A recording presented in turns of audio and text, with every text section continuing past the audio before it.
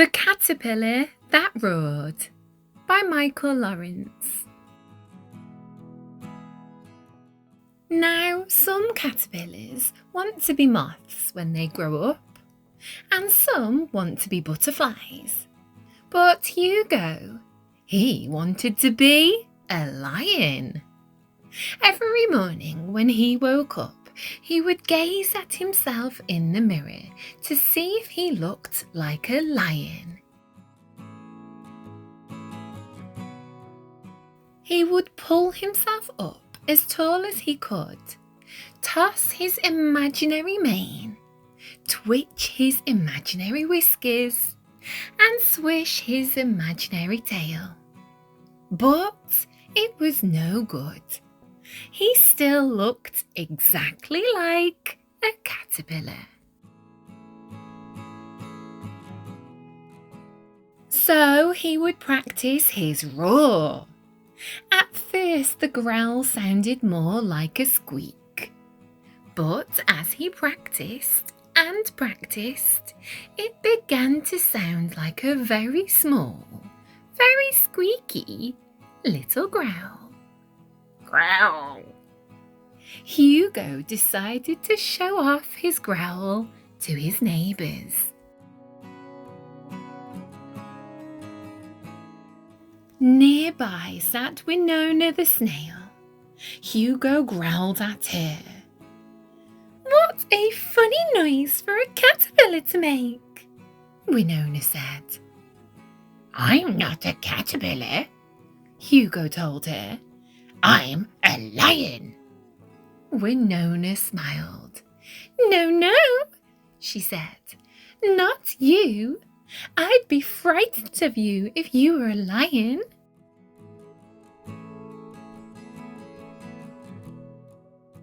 Next he met Ollie the spider, lazing in the sun. Hugo growled. Ollie frowned. "Are you feeling all right, Hugo? I've never heard a caterpillar make a noise like that."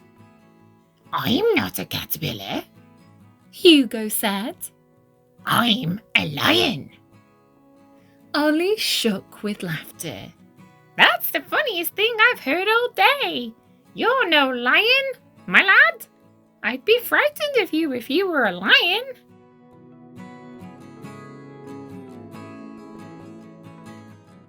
Hugo went on his way, practicing his tiny growl, and met Ruby the tortoise, returning from the shops. It had taken her 3 days to get there and back, and she was very tired. Hugo growled at her. "I'm a lion," he said proudly. "Oh, are you now?" Ruby said. "Well, all I can say is it's just as well you're not. I'd be frightened of you if you were a lion."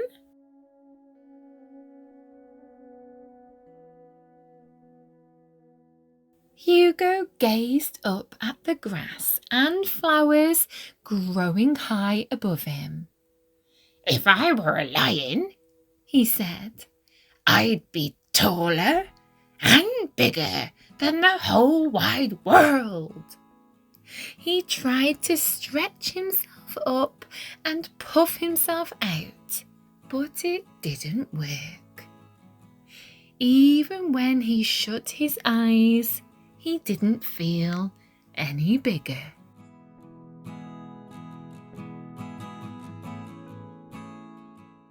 He sat down on the riverbank and looked at himself in the clear water. He hoped to see a great big lion there, but all he saw was a little caterpillar. "It's not fair," he wailed.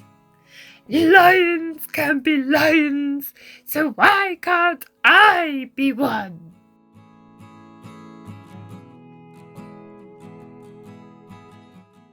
Below the surface, Ferdinand the fish was preparing his dinner. Suddenly he saw something moving up above. Through the ripples, Ferdinand saw a huge and fearsome creature, twitching its great whiskers, tossing its great mane, and swishing its great tail. And then he heard,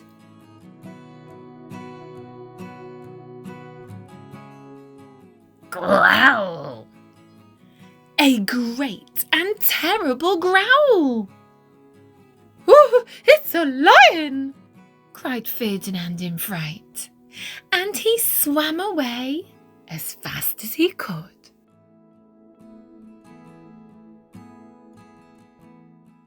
Hugo was horrified. "Come back, Ferdinand!" he shouted. "It's me, Hugo! I'm not really a lion!" But it was too late. Ferdinand was gone.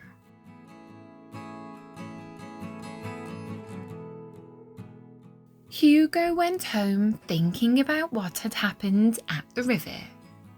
"If I were a lion," he said to himself, "everyone would run away from me. They wouldn't even stop to say hello."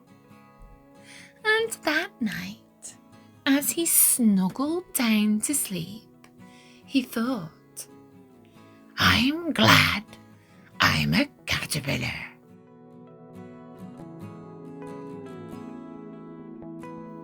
Thanks for watching Love to Read with Miss Ellis. Please remember to like, subscribe and comment. Take care. Bye for now.